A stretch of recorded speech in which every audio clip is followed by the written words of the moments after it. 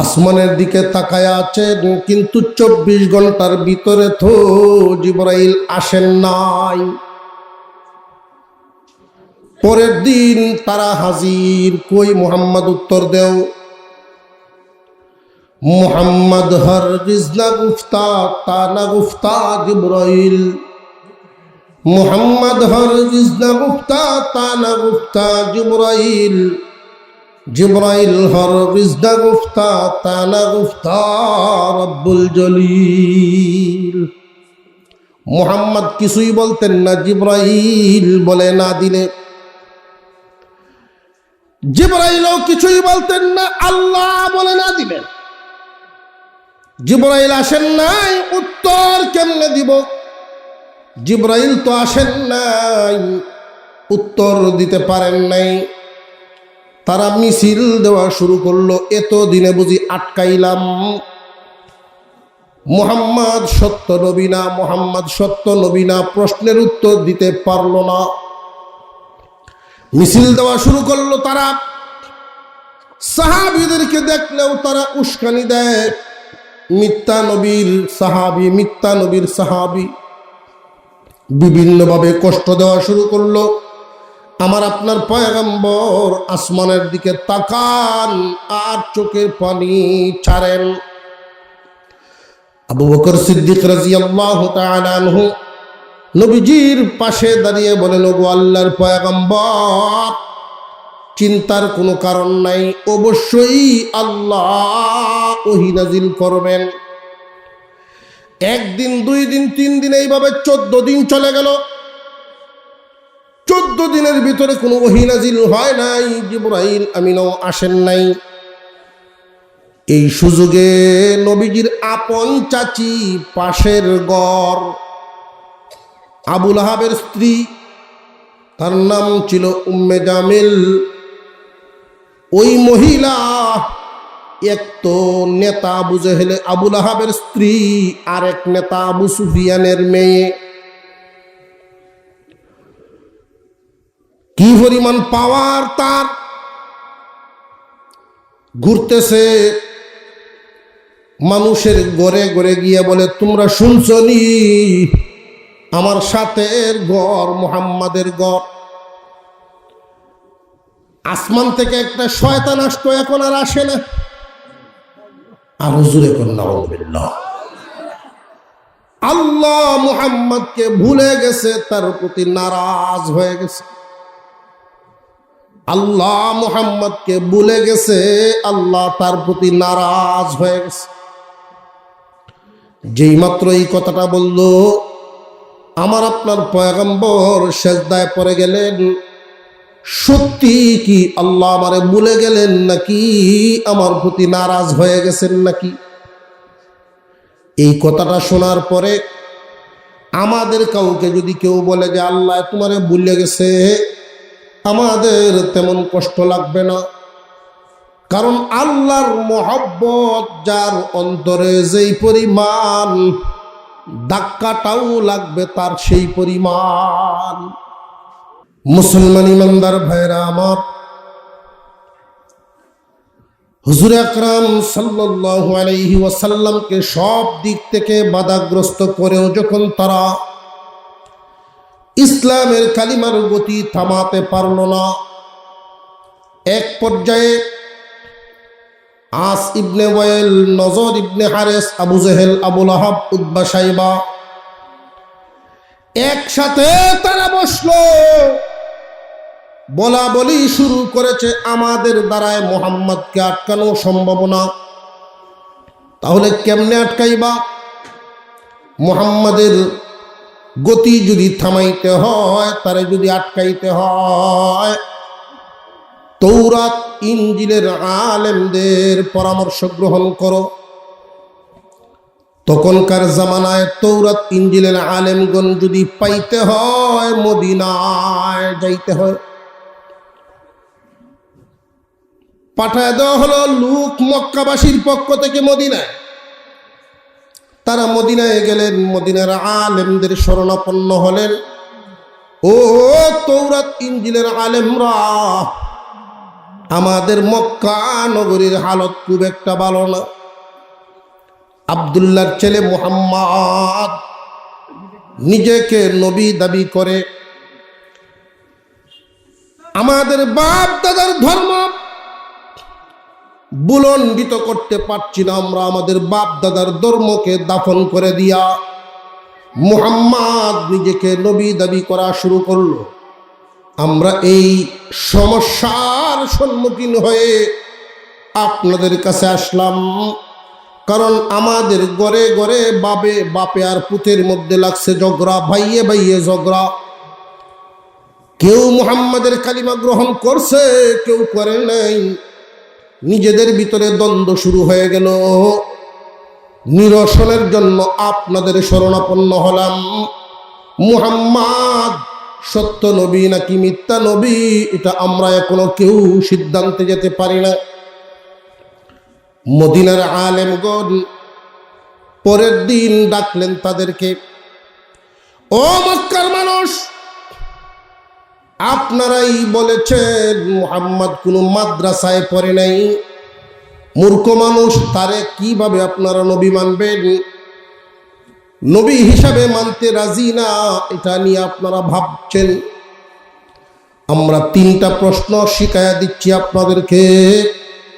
এই 3 প্রশ্ন গিয়া মুহাম্মদকে করবেন। যদি 3 প্রশ্নের উত্তর দিতে পারে না, বুঝবেন নবী না, যা ইচ্ছা আপনারা করবেন।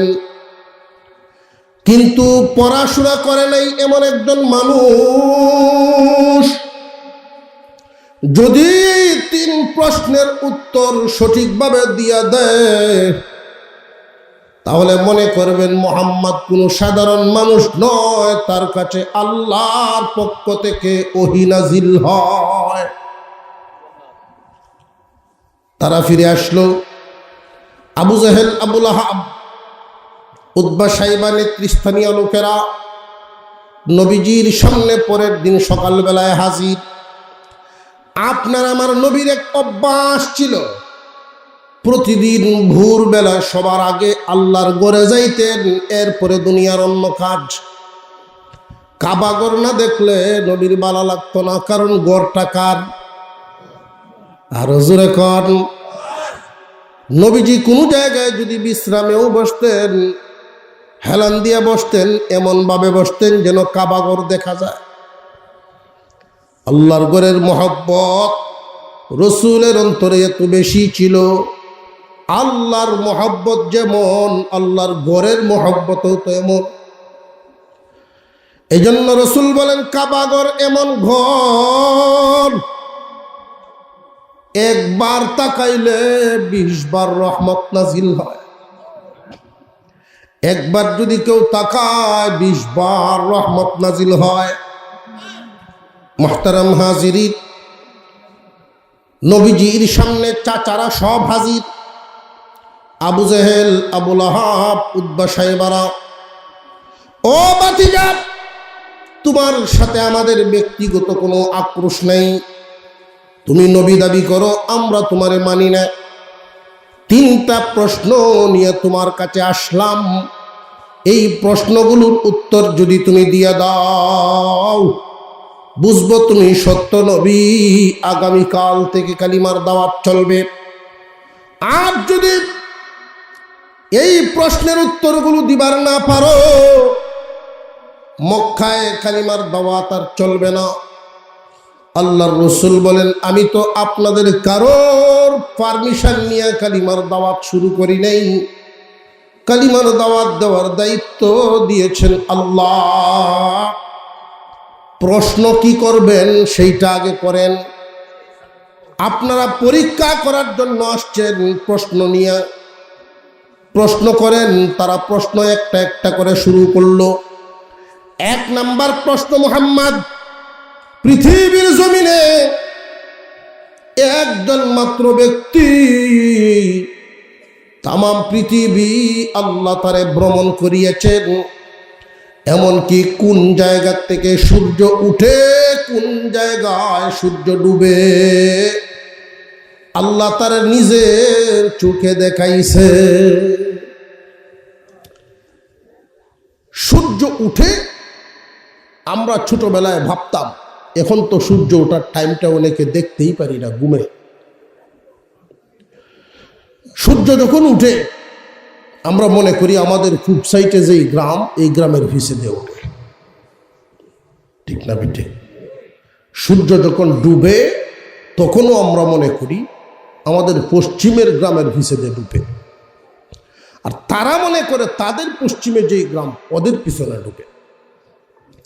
পৃথিবীর কেউ এই পর্যন্ত বলতে পারে নাই কোন জায়গা থেকে সূর্যটা উঠে কোন জায়গায় গিয়ে ডুবে। কিন্তু আল্লাহ তাআলা এমন একজন ব্যক্তি দুনিয়াতে পাঠিয়েছিলেন, আল্লাহর পছন্দের বান্দা, আল্লাহর এক প্রিয় বান্দা।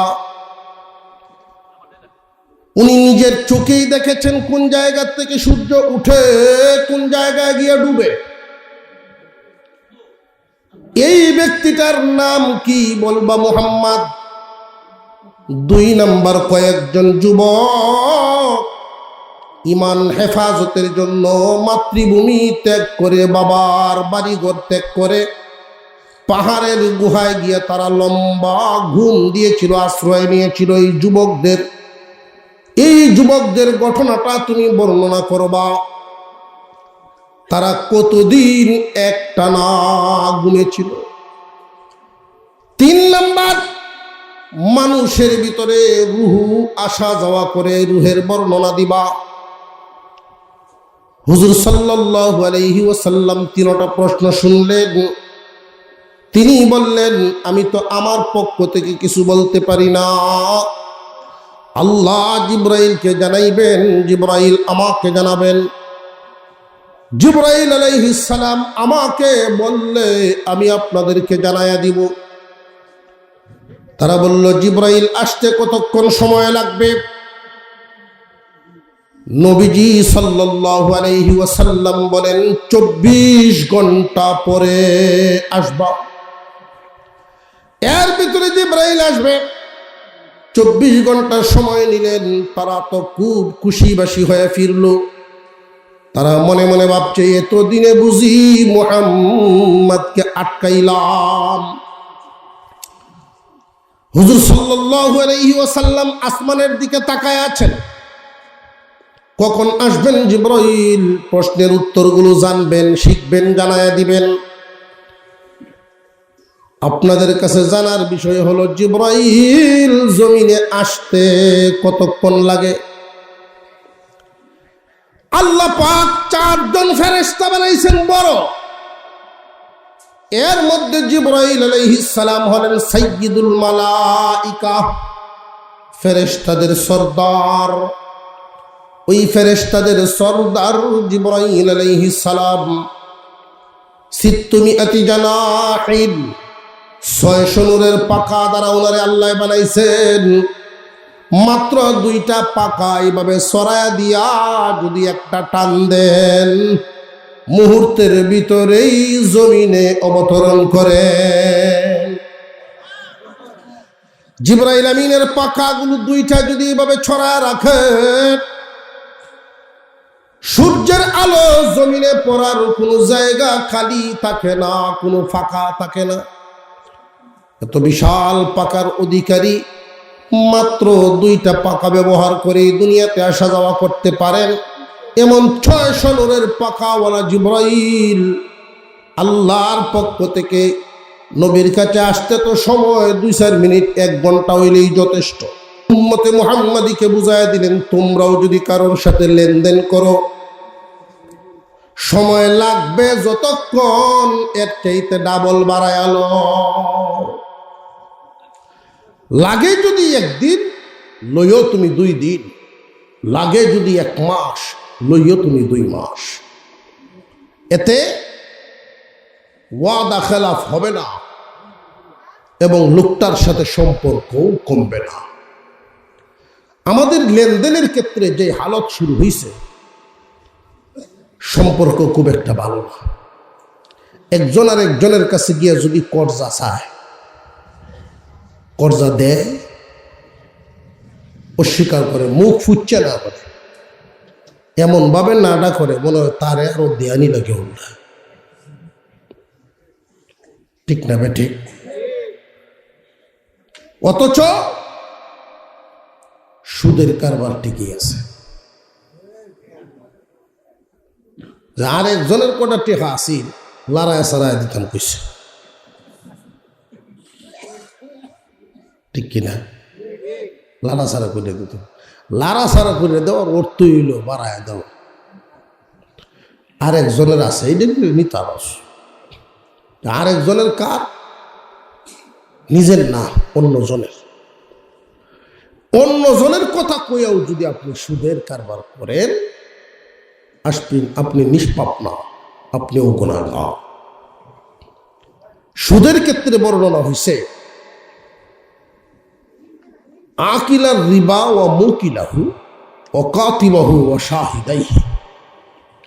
যারা সুদ খায়, সুদ দেয়, সুদের সাক্ষী হয়, সুদের লেখালেখি করে, এই চার দলের উপরে আল্লাহ রসুলের লানত। সুদের সাক্ষী হয় কেমনে? মনে করেন এলাকার একজন মানুষ মাতাব্বর, একজনের টাকার দরকার আর আরেকজনের টাকা আছে, দুইজনে যখন আলোচনা করে হয়তো অমুহের দরজায় এলাকার গণ্যমান্য ব্যক্তির কাছে যাওয়ার পরে যে ভাই আমার বড় বিহুদ অমুহের টেহা আছে, আপনি কইয়া দিলে টেহাটা ফাই আমি। এই কথা শোনার পর মাতাব্বরের এই চিন্তা নাই অন্তর, এটা সুদের কারবারদার সাক্ষী যে আমি হইব, আমিও যে গুণাগার হব, এই ভয় কিন্তু তার নাই। কারণ দিনই বুঝ নাই, দিনদারি বুঝ নাই।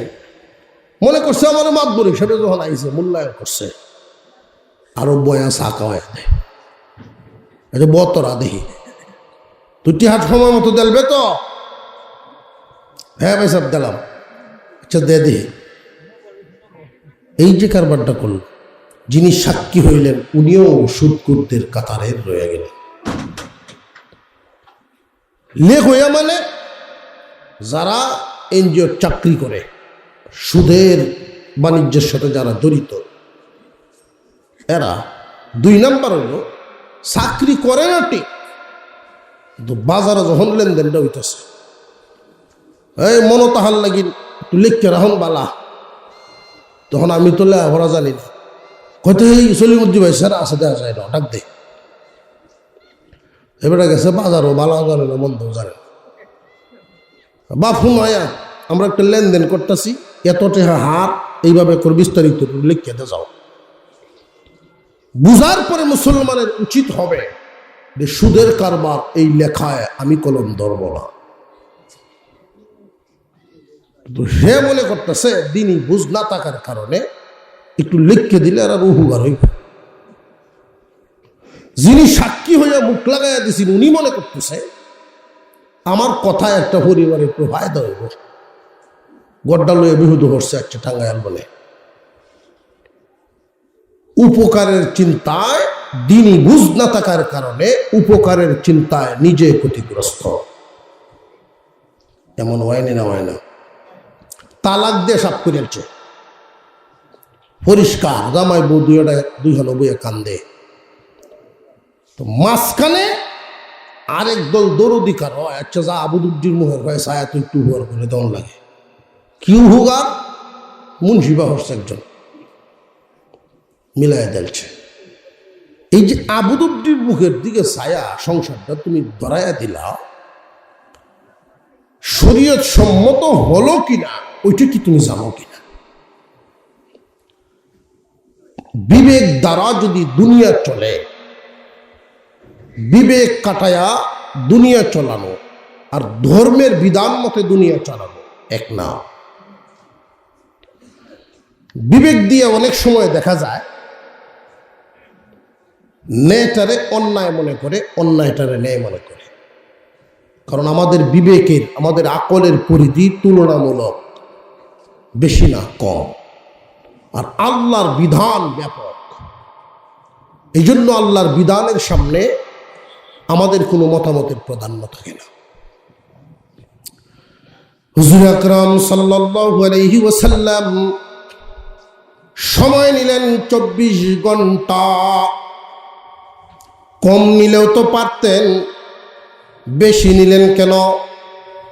উম্মতে মুহাম্মাদিকে শিখায়া দিলেন, উম্মতেরা রে, তোমরাও যদি লেনদেন করো সময় বাড়ায়া করবা, লাভ হবে দুইটা। বেশি সময় নিয়ে যদি লেনদেন করো তাহলে পেরেশানি তোমার থাকবে না। 2 নাম্বার, সময় আসার আগেই যদি পূর্ণ হয়ে যায় ওয়াদা, এই লোকটার সাথে মোহব্বত আগে যেমন ছিল তা কমবে না, দ্বিগুণ আরো বাড়বে। তো আমরার চরিত্র হইল, লাগে যদি 7 দিন লই 7 ঘন্টা গুরান দেয় দেলতাছি 5,000। গুরান তো আর শেষ হয় না, বছরের ভর বছর যায়। ঠিক না বেঠিক? আরে লেনদেনে মানুষ যদি কাঁচা হয়, আল্লাহর রসুল বলেন সেই মানুষ ভালো না। মানুষ ভালো না মন্দ চিনবা কেমনে?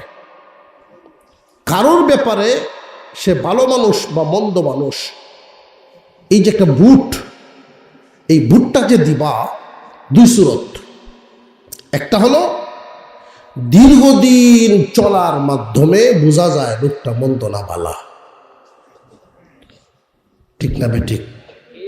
2 নাম্বার, দীর্ঘদিন চলা হয়েছে না তার সাথে, লেনদেন হয়েছে, লেনদেনের মাধ্যমেও বোঝা যায় লোকটা ভালো না মন্দ। যদি লেনদেনে কাঁচা হয় লোকটা কাঁচা, লেনদেনটার ভালো হয় লোকটা ভালো। আল্লাহর রাসূল এই 2টা নিদর্শন দিয়েছেন, কারণ অর্থের লোভে মানুষকে ধ্বংস বানায় দেয়। হুজুর সাল্লাল্লাহু আলাইহি ওয়াসাল্লাম সময় রাখলেন কতক্ষণ? 24 ঘন্টা। প্রশ্ন করছে কয়টা? 3টা। আসমানের দিকে তাকায়া আছেন, কিন্তু 24 ঘন্টার ভিতরে তো জিবরাইল আসেন নাই। পরের দিন তারা হাজির, কই মুহাম্মদ উত্তর দেও। মুহাম্মদ হরগিজ না গুফতা তা না গুফতা জিবরাইল, মুহাম্মদ হরগিজ না গুফতা তা না গুফতা জিবরাইল, জিবরাইল হরগিজ না গুফতা তা না গুফতা রব্বুল জলিল। মুহাম্মদ কিছুই বলতেন না, জিবরাইল বলে না দিলে। জিবরাইলও কিছুই বলতেন না, আল্লাহ বলে না দিবেন। জিবরাইল আসেন নাই, উত্তর কেমনে দিব? জিবরাইল তো আসেন নাই, উত্তর দিতে পারেন নাই। তারা মিছিল দেওয়া শুরু করলো, এত দিনে বুঝি আটকাইলাম, মুহাম্মদ সত্য নবী না, মুহাম্মদ সত্য নবী না, প্রশ্নের উত্তর দিতে পারল না। মিছিল দেওয়া শুরু করলো তারা। সাহাবীদেরকে দেখলেও তারা উস্কানি দেয়, মিথ্যা নবীর সাহাবী, মিথ্যা নবীর সাহাবী। বিভিন্নভাবে কষ্ট দেওয়া শুরু করলো। আমার আপনার পয়গম্বর আসমানের দিকে তাকান আর চোখের পানি ছাড়েন।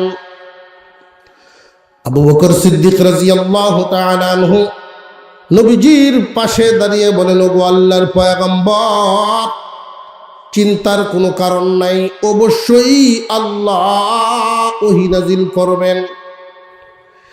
1 দিন 2 দিন 3 দিন এইভাবে 14 দিন চলে গেল। 14 দিনের ভিতরে কোনো ওহী নাজিল হয় নাই, জিবরাইল আমিনও আসেন নাই।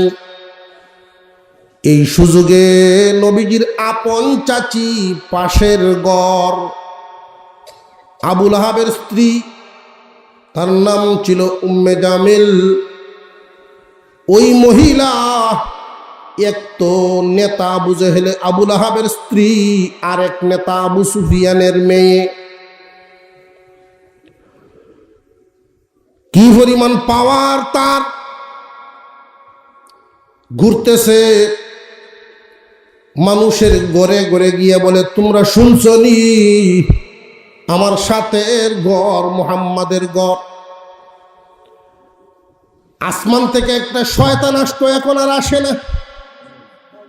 আর হুজুরে কোন নাউযুবিল্লাহ। আল্লাহ মুহাম্মদকে ভুলে গেছে, তার প্রতি নারাজ হয়ে গেছে। আল্লাহ মুহাম্মদকে ভুলে গেছে, আল্লাহ তার প্রতি নারাজ হয়ে গেছে। যেই মাত্র এই কথাটা বলল, আমার আপনার পয়গম্বর সেজদায় পড়ে গেলেন। সত্যি কি আল্লাহ আমারে ভুলে গেলেন নাকি আমার প্রতি নারাজ হয়ে গেছেন নাকি?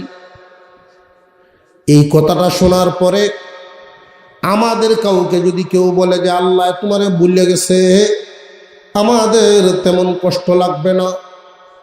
কারণ আল্লাহর মহব্বত যার অন্তরে যেই পরিমাণ, ধাক্কাটাও লাগবে তার সেই পরিমাণ। যেই মাত্র শুনছেন আল্লাহ মুহাম্মদকে ভুলে গেছে, তার প্রতি নারাজ হয়ে গেছে। 14 দিন পর্যন্ত এদিকে আবার ওহিও বন্ধ হয়ে গেছে। উনি অনুমান করে নিছেন সত্যি কি আল্লাহ আমাকে ভুলে গেলেন নাকি। সেজদায় পরে কান্না শুরু করলেন। এমন লম্বা সেজদা দিলেন, আমার আপনার পয়গম্বরের চেহারা মুবারকে রক্ত জমা হয়ে গেছে, রক্তে লাল হয়ে গেছে চেহারা মুবারক। এমনি জিবরাইল আলাইহিস সালাম আগমন করেন আর বলেন, নবীজি মাথা উঠান, আল্লাহ রব্বুল আলামিন আপনার উপরে ওহী নাজিল করেছে। মাথা উঠাইলেন, ও জিবরাইল 14 দিন হয়ে গেল, তুমি কেন আসো নাই? জিবরাইল আমিন বলেন, হুজুর আপনার কাছে আসার জন্য আমিও পাগল পারা হয়ে থাকি, আল্লাহর হুকুম ছাড়া তো কদম বাড়াতে পারি না। 14 দিন হয়ে গেল আল্লাহ হুকুম দেন নাই, আর আমিও আপনার কাছে আসতে পারি নাই। আল্লাহ কেন হুকুম দেন নাই? আল্লাহ কি দেখেন না মক্কা নগরীর অবস্থা? আমার সাহাবীদেরকে মানুষেরা কত কষ্ট দেয়, আমাকে কি পরিমাণ কষ্ট দেয় আল্লাহ কি দেখেন না? কেন 14 দিন পর্যন্ত ওহী বন্ধ রাখলো? তোমাকে অনুমতি দেন নাই, তার কারণ কি? জিবরাইল আলাইহিস সালাম কুরআনুল কারীমের এক আয়াত পড়ে শোনায়া দিলেন, ওয়ালা তাকুলান্না লিশাইইন ইন্নী ফাইলুন যালিকা গাদা ইল্লা আন ইয়াশা আল্লাহ। ও আল্লাহর হাবিব, ভবিষ্যতে কারোর সাথে কোনো কিছু ওয়াদা করলে, কোনো কথার ওয়াদা হোক, যে কোনো কাজের ওয়াদা, ভবিষ্যতের কথা বললে ইনশাআল্লাহ ব্যতীত বলবেন না। নবীজি এদের সাথে বলেছিলেন 24 ঘন্টা পরে আইসা উত্তর দিব, ইনশাআল্লাহ বলেন নাই। আপনাকে ইনশাআল্লাহ শিক্ষা দেওয়ার জন্য 14 দিন পর্যন্ত ওহী বন্ধ। ইনশাআল্লাহ মানে হলো আল্লাহ যদি চান। নবীজি সাল্লাল্লাহু আলাইহি ওয়াসাল্লামের কাছে 14 দিন ওহী বন্ধ। কোন কারণে? ইনশাআল্লাহর কারণে। উম্মতে মুহাম্মাদি যখন শুনবে, ইতিহাস জানবে, ইনশাআল্লাহর জন্য আমার পয়গম্বরের কাছে 14 দিন ওহী বন্ধ ছিল। উম্মতে মুহাম্মাদি ইনশাআল্লাহর আমল ছাড়বে না। ইনশাআল্লাহর আমল মুহাম্মাদের উম্মত ছাড়বে না। ভবিষ্যতের কোন ওয়াদা করলে ইনশাআল্লাহ বলিয়া করা, নিয়ত যদি সহি থাকে, ওয়াদা পূরণ করার নিয়তেই ইনশাআল্লাহ বলিয়া ওয়াদা করে, তাহলে কোনো কারণে যদি ওয়াদা ভঙ্গ হয়, ওয়াদা ভঙ্গের গুনাহ হবে না। ইনশাআল্লাহ বলিয়া ওয়াদা করেছে, ভিতরেও তার নিয়ত ঠিক আছে, আল্লাহ রাব্বুল আলামিন তার এই ওয়াদা পূরণের পিছনে সাহায্য নাজিল করবেন। 1 নাম্বার লাভ, ইনশাআল্লাহ বলিয়া ওয়াদা করলে ওয়াদা পূরণের পিছনে সাহায্য করবেন কে? যদি ওয়াদা পূরণ না হয়, সাধ্য অনুযায়ী চেষ্টার পরে ওয়াদা পূরণ হয় নাই, আল্লাহ রাব্বুল আলামিন তার আমলনামায় ওয়াদা খেলাফির গুনাহ লিখবেন না।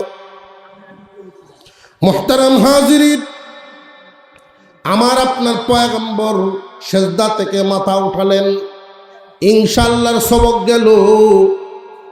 এরপরে তিনি বলা শুরু করলেন, আপনার অন্তরে যে ধাক্কা পেয়েছেন, আল্লাহ রাব্বুল আলামিন সূরা নাজিল করে সূরাতুদ দুহা কারা নাজিল করেছেন, আগে শুনেন। ওয়াদ-দুহা ওয়াল-লাইলি ইযা সাজা মা ওয়াদ্দাআকা রাব্বুকা ওয়া মা ক্বালা ওয়ালাল আখিরাতু খায়রুল লাকা মিনাল উলা। ও পয়গম্বর, ওয়াদ-দুহা দিনের মূল্যবান গুরুত্বপূর্ণ একটা সময়ের কসম। ওয়াল-লাইলি ইযা সাজা, নিজুম রাতের কসম। দুইটা সময়ের কসম খাইলেন, রাতের এক সময়, দিনের এক সময়। দুইটা সময়ের কসম খায়া আল্লাহ ইঙ্গিত দিলেন, ও দোস্ত, আপনার উপরে ইহসান করার জন্য আল্লাহ ওহী বন্ধ রেখেছেন। 14 দিন ওহী বন্ধ রেখেছেন। দুই শব্দের কসম খায়া তিনি বলেন, মা ওয়াদ্দাআকা রাব্বুকা ওয়া মা ক্বালা, আপনার রব আপনাকে বলেন নাই, আপনার প্রতি নারাজ হন নাই। আপনার রব আপনাকে বলেন নাই, আপনার প্রতি নারাজ হন নাই। রাত এবং দিনের কসম খায়া আল্লাহ ইঙ্গিত দিলেন, ও দোস্ত আমার, ওহী মূলত বন্ধ রাখার কারণ, ওহী ভারী জিনিস, হরদম যদি লাগাতার নাজিল হইতেই থাকে আপনার কষ্ট হবে, কষ্ট যেন কম হয়, এই জন্যই ওহী নাজিল কয়েকদিন বন্ধ রাখলাম। রাত এবং দিনের কসম খায় আল্লাহ বুঝাইলেন, দোস্ত, লাগাতার যদি 40 দিন বা 1 মাস পর্যন্ত শুধু দিনেই তাকে, রাত না আসে, মানুষের জন্য কষ্টকর। শুধু যদি একাধারে রাতেই তাকে, দিন না আসে, তবু মানুষের জন্য কষ্টকর। রাতের পথে দিন আসবে, দিনের পরে রাত আসবে, রাতের পরে দিন আসবে, দিনের পথে রাত আসবে। এটাই হইল মানুষের জন্য আরামদায়ক। ওহী নাজিল হবে বন্ধ হবে, নাজিল হবে বন্ধ হবে, এটা আপনার জন্য আরামদায়ক। আপনাকে বিশ্রাম দেওয়ার জন্য আমি ওহী বন্ধ করলাম, মূলত আপনাকে বলে যাই নাই, আপনার প্রতি নারাজও হই নাই। ইনশাআল্লাহ শিক্ষা দেওয়া, আপনাকে বিশ্রাম দেওয়া। ও পয়গম্বর, এদের কথায় আপনি যতটুকুন আঘাত পেয়েছেন, 14 দিন পর্যন্ত যতটুকুন আঘাত পাইলেন, ব্যথা পাইলেন অন্তরে, এই ব্যথাটা দূর করার জন্য আমি আল্লাহ আপনার জন্য পুরস্কার ঘোষণা করলাম। তবু আপনি খুশি হয়ে যান, কারণ অন্যান্য নবীগণ আর আমার আপনার নবীর শান মান মর্যাদায় বেশ কম আছে। অন্য নবীরা আল্লাহকে খুশি করার জন্য পাগল পারা থাকতেন, সারা জীবন ভর এই চেষ্টা করতেন কেমনে আল্লাহকে খুশি করা যায়। আর আমার আপনার পয়গম্বরের শান মান মর্যাদা হলো, আল্লাহ আমার আপনার নবীকে কেমনে খুশি করা যায় এই দিকে লক্ষ্য রাখতেন।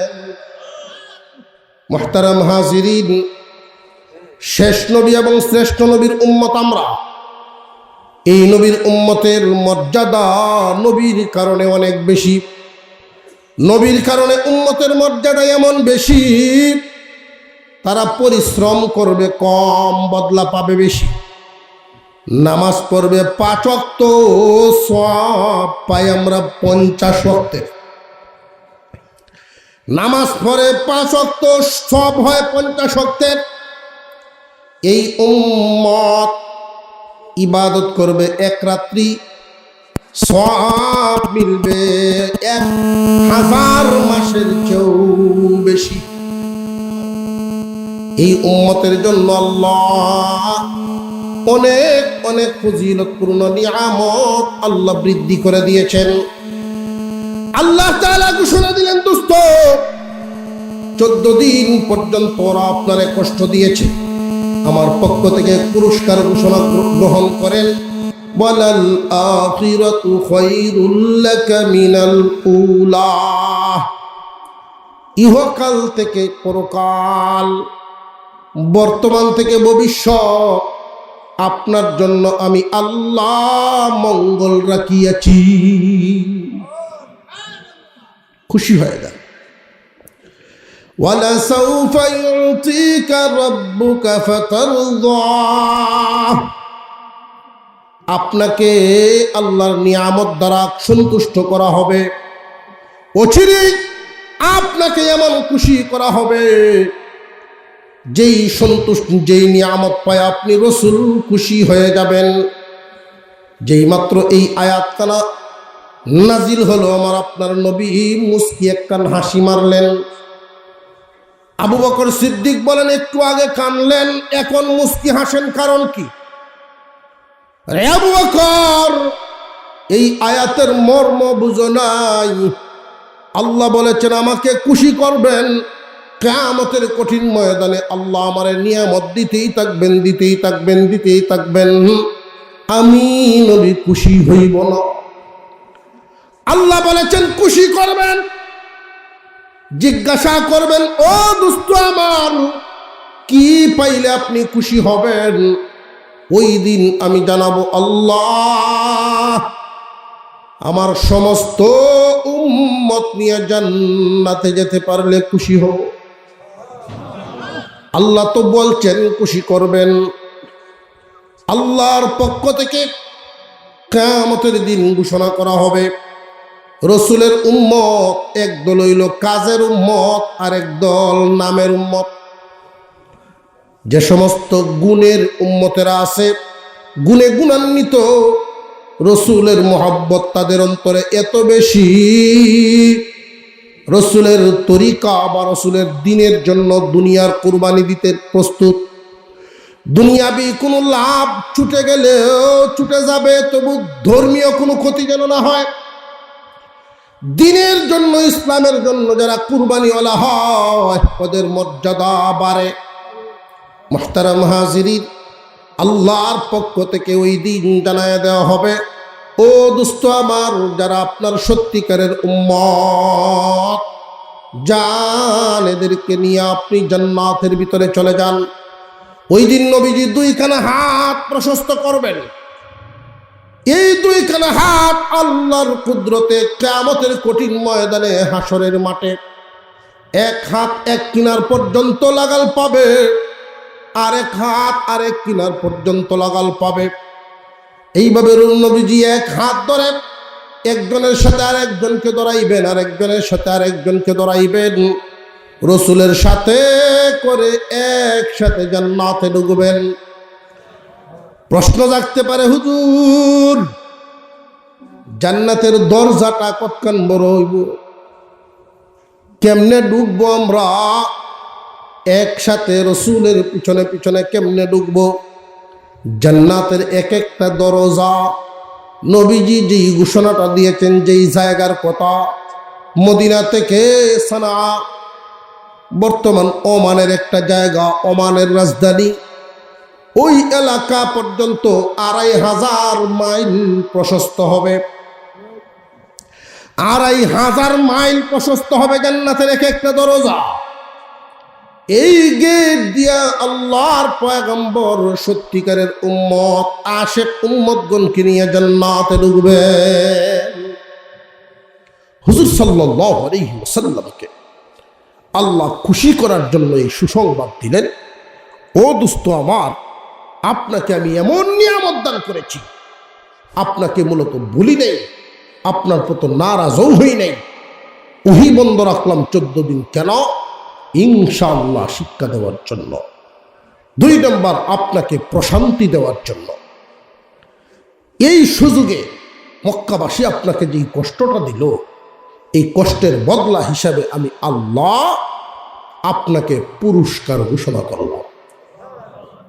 কি পুরস্কার? বর্তমান থেকে ভবিষ্যৎ, ইহকাল থেকে পরকালে আপনার জন্য কল্যাণ রহিয়াছে। এই কল্যাণের অর্থ মুফাসসিরিনে কেরাম অনেকগুলো করেছেন। এর মধ্যে একটা কল্যাণ হলো হাসরের মাঠে সব মানুষ হেঁটে হেঁটে আল্লাহর সামনে দাঁড়াবে, শুধু আমার আপনার নবীকে আল্লাহ হাঁটায়া নিবেন না। একটা উট দেওয়া হবে, উটের পাগুলো থাকবে স্বর্ণ এবং রূপা দিয়া বাদাই করা, লাগাম থাকবে হীরা মানিক মুক্তা দিয়া রেশম কাপড়ের গদি। আল্লাহর পয়গম্বর যখন সোয়ার হবেন, আল্লাহ বলবেন আপনার একজন সাহাবীকে ডাক দেন লাগাম ধরার জন্য। নবীজি বলবেন, আল্লাহ আজকের এমন দিনে মর্যাদা দিয়েছেন, আপনি আমার সাহাবী কে লাগাম ধরবেন, নামটাও বলে দেন, আপনি কে সামনে নাও। হযরত বেলাল লাগাম ধরে নিয়ে যাবেন। কল্যাণের আরেকটা অর্থ হলো হাউজে কাউসার। হাউজে কাউসারের পানিটা 3টা গুণ বিশিষ্ট হবে। কয় গুণ? দেখতে হবে দুধের চাইতেও সাদা, সুবহানাল্লাহ। খাইতে হবে মধুর চাইতে মিষ্টি, সুঘ্রাণ হবে মিষ্টি আম্বরের চাইতেও বেশি। 3 গুণ বিশিষ্ট 1 গ্লাস পানি যদি ওই দিন কেউ পান করে, জান্নাতে ঢোকার আগ পর্যন্ত পানির পিপাসা লাগবে না। সাহাবীরা বলেন, নবীজি পানপাত্র কি পরিমাণ থাকবে? আল্লাহর রাসূল বলেন, আসমানের তারকা যেই পরিমাণ পানপাত্র হবে ওই পরিমাণ। স্বর্ণের পেয়ালা, লোকেরা দলে দলে আসবে, উম্মতে মুহাম্মাদি পরিচয় দিবে, আমরা ওই জামানার উম্মত, ওই এলাকার উম্মত। গ্লাস হাতে নিবে, পানি পান করে করে যাবে। একদল কপালওয়ালা লোক থাকবে, একদল খুশনসিবওয়ালা লোক থাকবে, যারা সরাসরি রসুলের হাত মুবারক থেকে পানি পান করবে। এটা সবাই পাবে না। যে সমস্ত মানুষেরা নবীজির দ্বীনের জন্য কুরবানি করেছে, আল্লাহর রসুলের মহব্বতে দুনিয়ার স্বার্থ ত্যাগ দিছে, ওই সমস্ত মানুষদেরকে মহান আল্লাহ হাউজে কাউসার পানি পান করাইবেন স্বয়ং রসুলের হাত মুবারক থেকে। কল্যাণের আরেকটা অর্থ হল সমস্ত নবীগণ জান্নাতের সামনে গিয়া অপেক্ষা করতে থাকবে, আদম নবী থেকে নিয়ে ঈসা নবী পর্যন্ত। জান্নাতের সামনে অপেক্ষা কেন? যে জান্নাতের দরজা খুলে দাও। ফেরেশতারা বলবে, না, খোলার সময় এখনো হয় নাই। আমি আদম নবী সফিউল্লাহ, জান্নাতের দরজা খুলে দাও। না, মাফ করবেন, জান্নাতের দরজা খোলার সময় এখনো হয় নাই। নূহ আলাইহিস সালাম বলবেন, আমি নূহ পয়গম্বর, দরজা খুলে দাও। না, এখনো সময় হয় নাই। মূসা আলাইহিস সালাম বলবেন, আমি মূসা কালিমুল্লাহ। না, এখনো না। ঈসা নবী পর্যন্ত যখন সবার পরিচয় মিলবে, সাহাবীরা ফেরেশতারা জিজ্ঞাসা করবে, সমস্ত নবীর নাম শুনলাম, মুহাম্মদ নবীর নাম তো শুনলাম না, উনি কি এখানে আসেন নাই? না, উনি এখানে আসেন নাই। উনি একবার যান জাহান্নামের দরজায়, একবার যান হাসরের ময়দানে। ইয়া উম্মতি বলে কান্দেন। আল্লাহর ফেরেশতারা জানায় দিবেন, তাহলে জেনে রাখুন, মুহাম্মদ নবী যতক্ষণ পর্যন্ত না আসবেন, এতক্ষণ পর্যন্ত জান্নাতের দরজা খোলা হবে না। তার কারণ হলো জান্নাতের দরজার চাবিটা নবী মুহাম্মদুর রাসূলুল্লাহর হাতে। ইহকাল এবং পরকালের বহুত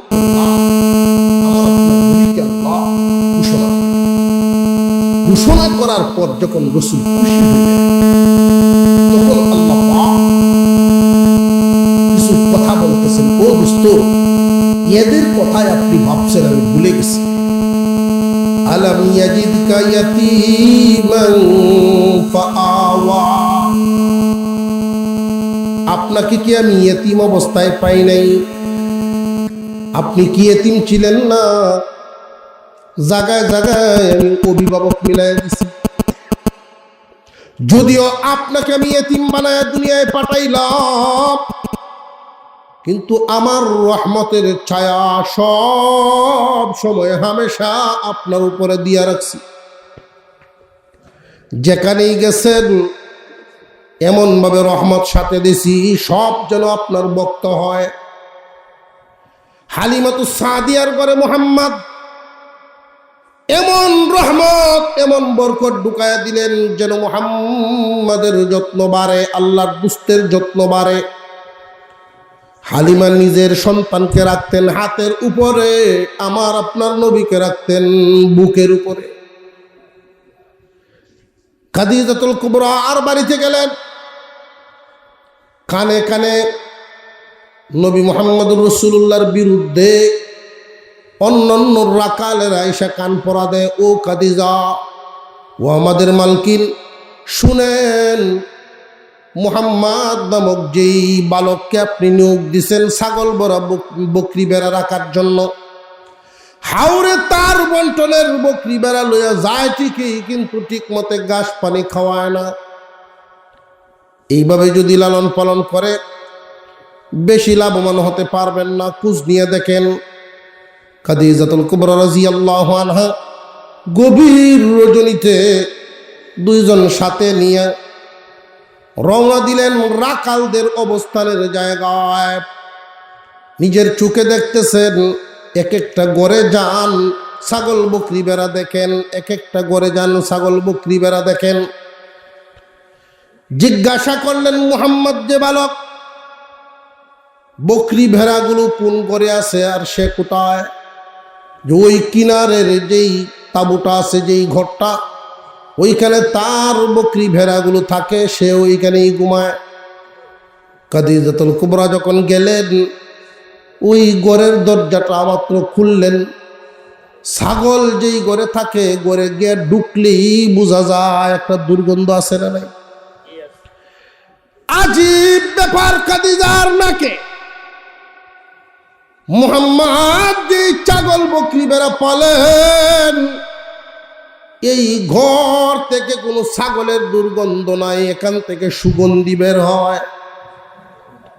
আরো জোরে কন্যা, সুগন্ধি এমন ভাবে বের হয়, খাদিজাতুল কুবরা বলেন, কত দেশের সুগন্ধির ঘ্রাণ নিলাম, এমন সুগন্ধি আমার জীবনে কোনোদিন পাই নাই। ঘরের কোনার দিকে তাকাইলেন, 12 বছর বয়স আমার আপনার নবী ছাগলের রাকাল সেজে ওই ঘরের কোনায় শুয়ে আছেন। ঘুমন্ত বালক শিশু মুহাম্মদ। খাদিজাতুল কুবরার চোখে আল্লাহ বাসায় দিলেন, উনি তাকায় দেখেন ঘরের কোনায় যেন পূর্ণিমার চাঁদ উদয় হয়ে আছে। খাদিজা ওই দিনই বুঝছেন, ওই দিনই টের পেয়ে গেছেন মুহাম্মদ কোন সাধারণ মানুষ না। ছাগল বকরি ভেড়ার গুরু খাদিজাতুল কুবরা যখন তাকাইলেন, এক একটা চেহারা এত মায়া লাগে, প্রাণীগুলো দেখলেই মায়া লাগে।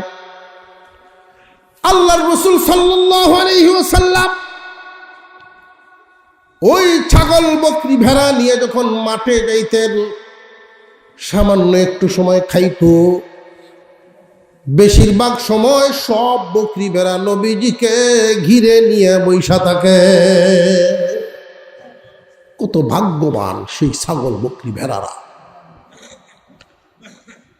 হুজুর সাল্লাল্লাহু আলাইহি ওয়াসাল্লামকে আল্লাহ জানায় দিলেন, দোস্ত আপনাকে আমি এতিম পাইছি, জায়গায় জায়গায় অভিভাবক মিলায়া দিছি। আপনি গরিব ছিলেন, আমি ধনী বানায়া দিছি। খাদিজার অন্তরে আপনার মর্যাদা বৃদ্ধি করে দিয়েছি। যুবক মুহাম্মদ যখন রাস্তা দিয়ে হাঁটেন, খেজুর গাছ ঝুঁকে যায় ছায়া দেওয়ার জন্য। আর এই দৃশ্যটা খাদিজা পাহাড়ের টিলা থেকে তাকায় দেখেন আর আজীব হয়ে যায়। যুবক মুহাম্মদ যখন হাওরে বসা থাকেন কোথাও, পাহাড়ের আশেপাশে থাকলে পাহাড়ের পাথর, পাহাড়ের টিলা জায়গা ছেড়ে দেয়, পাহাড়ের পাথর জায়গা ছেড়ে দিয়ে সূর্যের তাপ যেন মুহাম্মাদের কষ্ট না দেয়, ছায়া দেওয়া শুরু করে। ওই পাথর এমন ভাবে থাকে যেন শূন্যে থেমে আছে। খাদিজায় দেখে বক্ত নিজের থেকে প্রস্তাব দেন, আপনি আমারে গ্রহণ করেন, বিবি হিসেবে গ্রহণ করেন, আপনার খাদেমা বানান। নবীজি বলেন, আমার তো ঘাট জেনেছেন আবু তালেব আমার চাচা।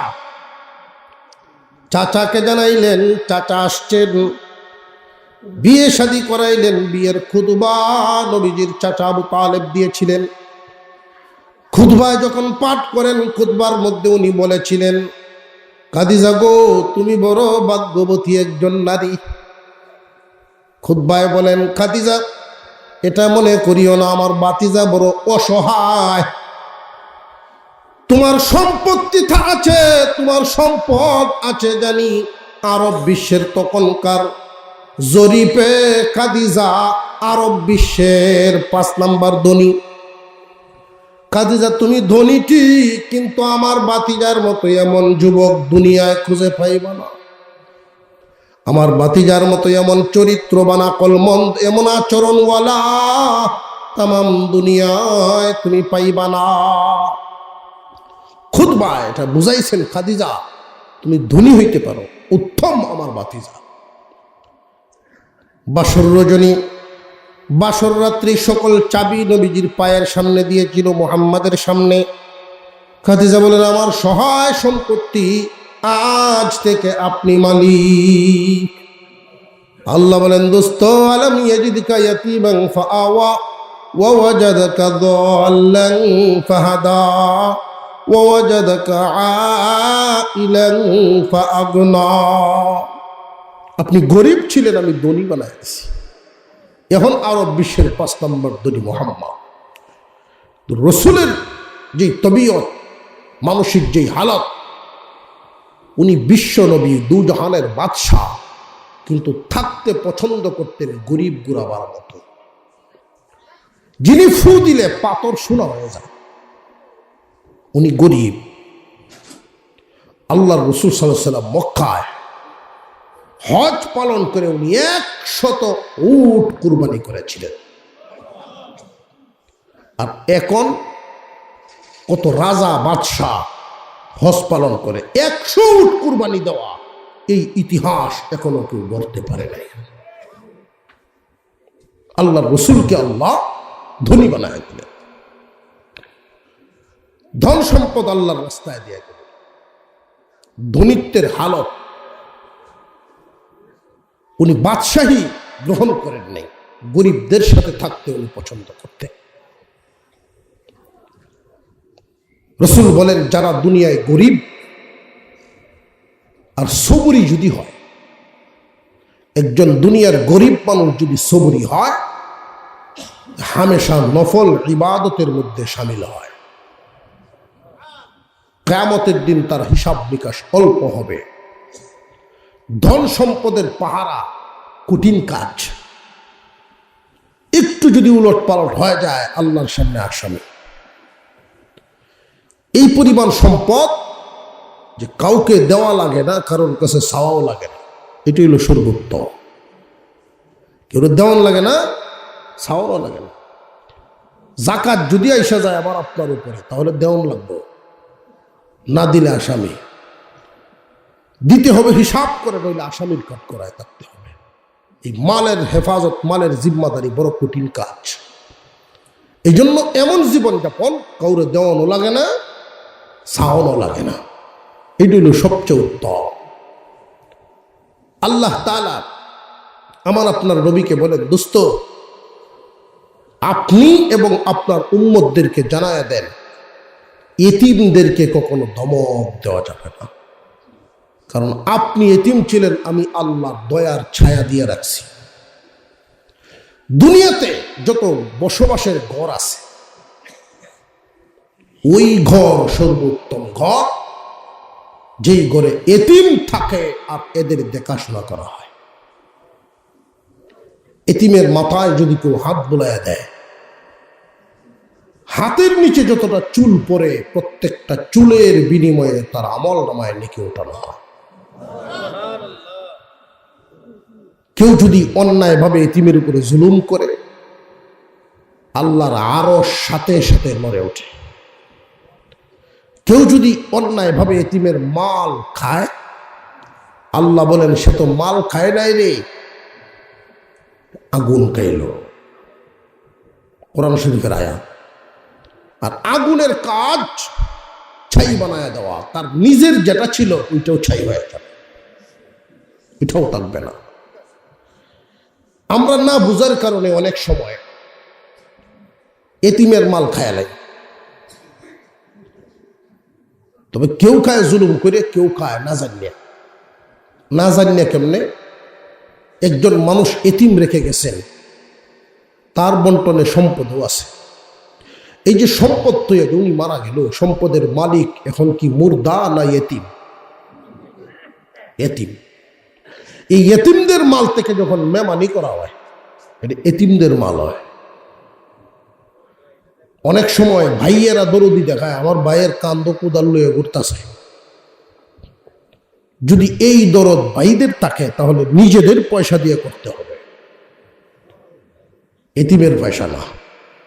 মনে থাকবো মাসালা, এটা মনে থাকবো কি?